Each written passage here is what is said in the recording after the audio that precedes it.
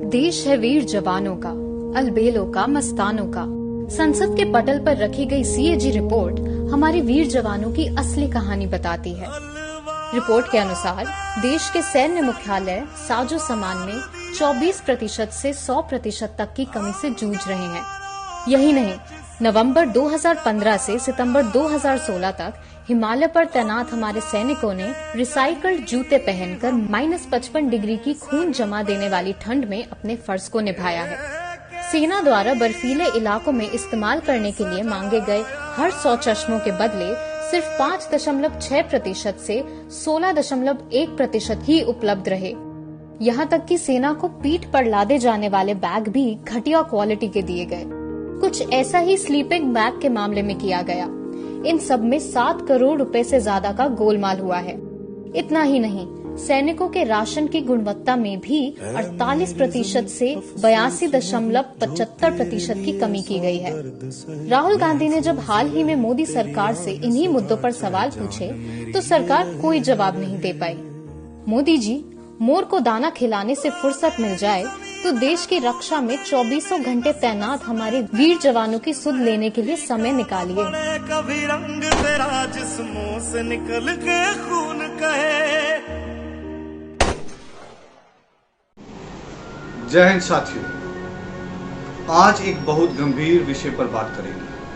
कैसे मौजूदा सरकार हमारी आर्मी की जो प्रायोरिटीज हैं, जो उनकी ज़रूरतें हैं, उनको नज़रअंदाज कर रही है। हाल ही में एक वीडियो वायरल होता है। उस वीडियो में एक जवान अपने कंपनी कमांडर से बहुत नाखुश है। और वो क्यों नाखुश है?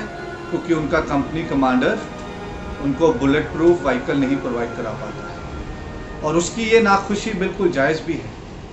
हर एक व्यक्ति अपने देश और अपने परिवार से उतना ही प्यार करता है जितना वो जवान करता है। फर्क इतना है कि जो जवान है वो देश के लिए, हम सब के लिए 1 मिनट नहीं लगाता गोली खाने के लिए। तो क्या मौजूदा सरकार का ये फर्ज नहीं बनता कि वो हमारे जवानों को जो बेसिक चीज़ें चाहिए वो मुहैया कराए? अब आपको ये जानकर हैरानी होगी कि जो हमारा मौजूदा बजट है वो 1962 से अब तक का सबसे कम है, डिफेंस बजट। अब मैं 1962 की बात क्यों करता हूँ? क्योंकि 1962 से पहले हमारी जो फॉरेन पॉलिसी थी वो डिफरेंट थी। हम नॉन अलाइन और अपने विश्व में शांति का संदेश लेकर चलते थे। वो आज भी चल रही है। लेकिन 1962 में चीन से जो हमको दगा मिला, उसके बाद से हमारी प्रायोरिटीज चेंज हो गई। लेकिन आज जो हमारा डिफेंस बजट है वो इसलिए कम कर लिया जाता है क्योंकि मोदी सरकार के कुछ और प्रायोरिटीज हैं।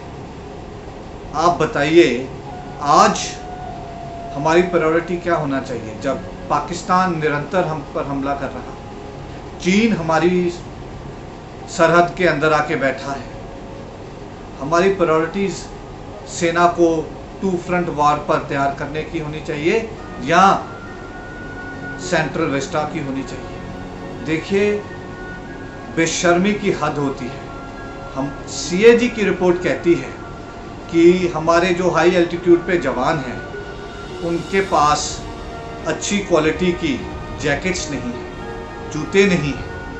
लेकिन मोदी जी को इससे कोई फर्क नहीं पड़ता है, क्योंकि मोदी जी को तो 8400 करोड़ का एक लग्जरी जहाज चाहिए। उन्होंने तो घूमना फिरना है, हाँ, लेकिन जब वोट मांगनी है तो सेना का नाम लेना है। सो दोस्तों, मैं आपको एक इंडिया टुडे में 2018 में मई एडिशन में एक छपी रिपोर्ट के हवाले से आपके साथ कुछ बातें शेयर करना चाहता हूँ।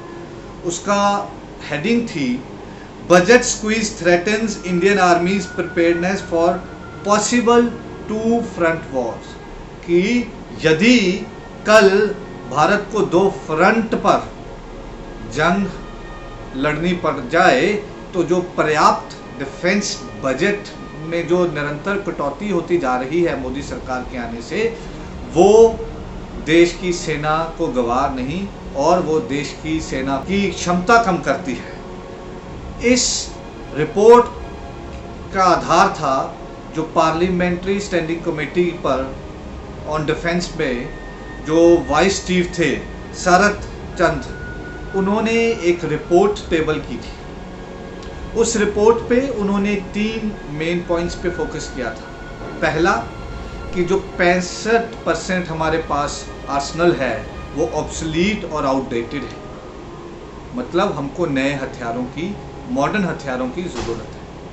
दूसरा कि हमारे पास आर्टिलरी की, हमारे पास मिसाइल्स की और हमारे पास हेलीकॉप्टर्स की कमी है। तीसरा, यदि भारत 10 डे इंटेंसिव वॉर में जाता है तो हमारे पास पर्याप्त मात्रा में असला, गोला बारूद नहीं है।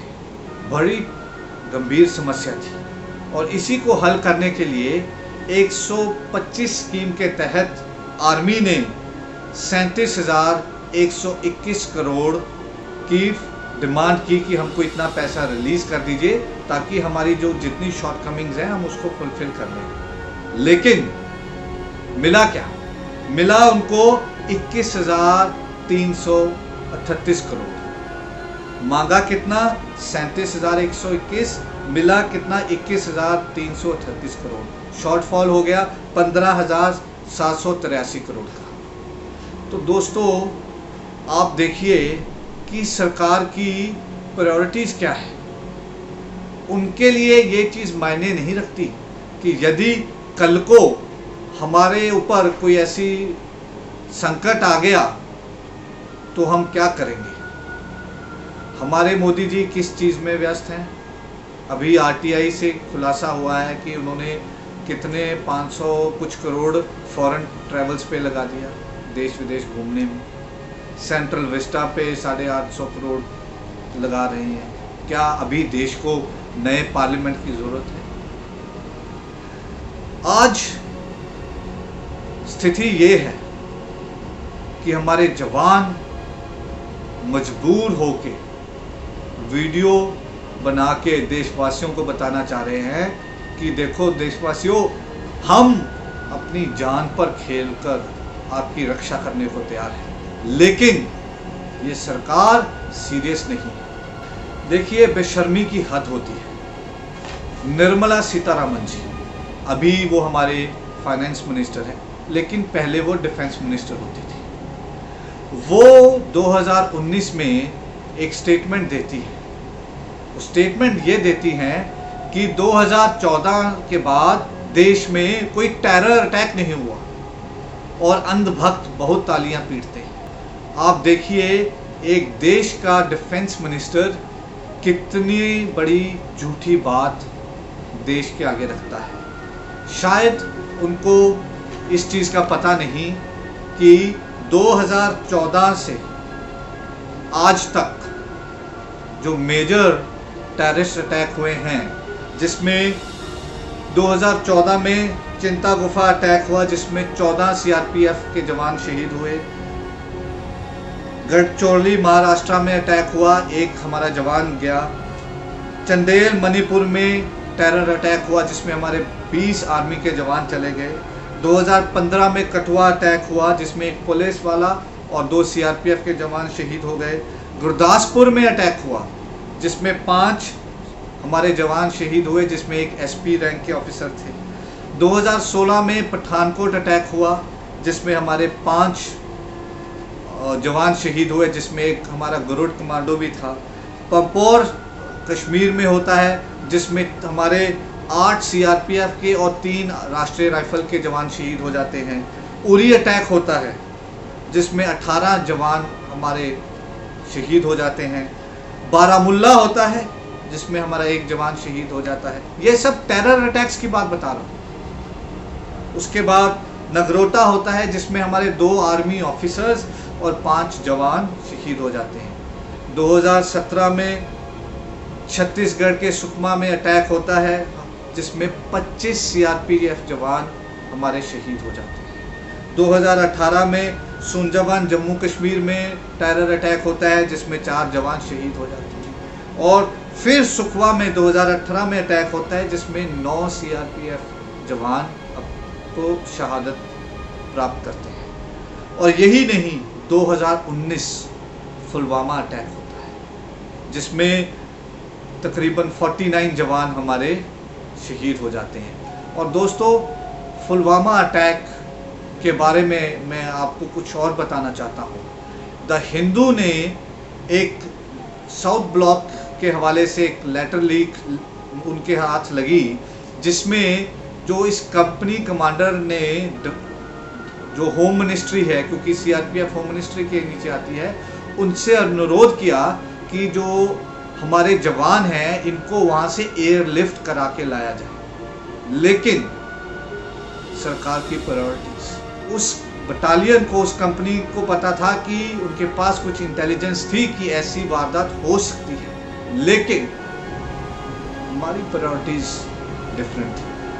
और तब मोदी जी डिस्कवरी के लिए जंगल में वीडियो शूट कर रहे थे।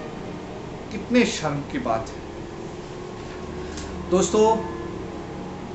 ये जो मैंने आपको पहले रिपोर्ट बताई कि 2 फ्रंट वॉर, ये आर्मी को अंदेशा था, हमारे पास इंटेलिजेंस थी, डोकलाम हुआ, लेकिन हमारी सरकार इसको गंभीरता से नहीं लेती रही।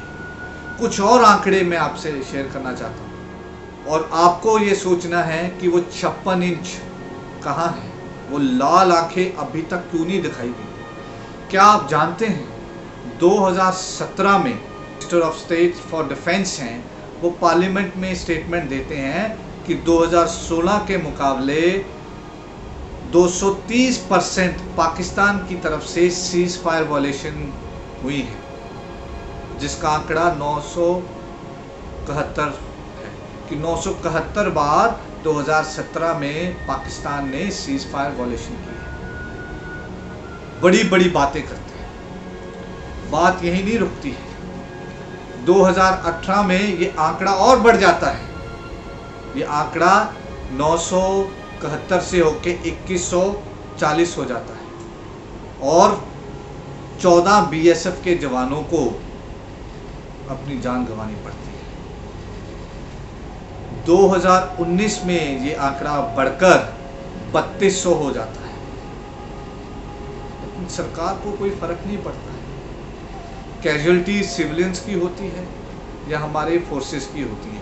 यही नहीं, 2020 में सितंबर 30 तारीख तक जो सरकारी आंकड़ा है वो ये है कि 3186 सीज फायर वॉयलेशंस पाकिस्तान की तरफ से हो चुकी हैं। तो दोस्तों, क्या हम पाकिस्तान को भी नहीं टैकल कर पा रहे हैं?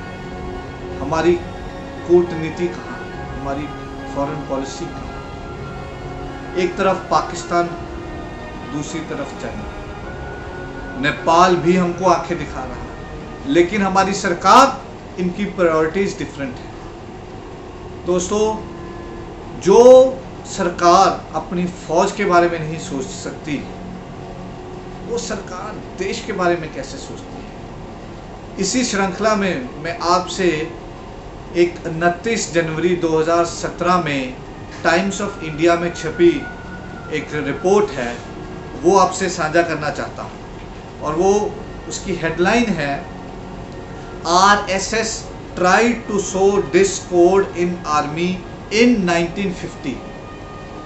1950 में RSS ने साजिश रची हमारी फौज में डिवीजन करने की, नॉर्थ साउथ। पहले आप 1947 में देश का विभाजन करते हैं, 1950 में आप भारतीय सेना का विभाजन करने पड़ते हैं, और वर्तमान में देश का विभाजन धर्म के नाम, जाति के नाम, जेंडर के नाम। दोस्तों, जो सरकार हमारी इंटरनल और एक्सटर्नल सिक्योरिटी को अपनी प्रायोरिटी नहीं समझती, उस सरकार को सत्ता में बैठे रहने का कोई हक नहीं है। सोचना हमने और आपने है। सोचिए, गंभीरता से सोचिए। जय हिंद, जय जवान, जय किसान।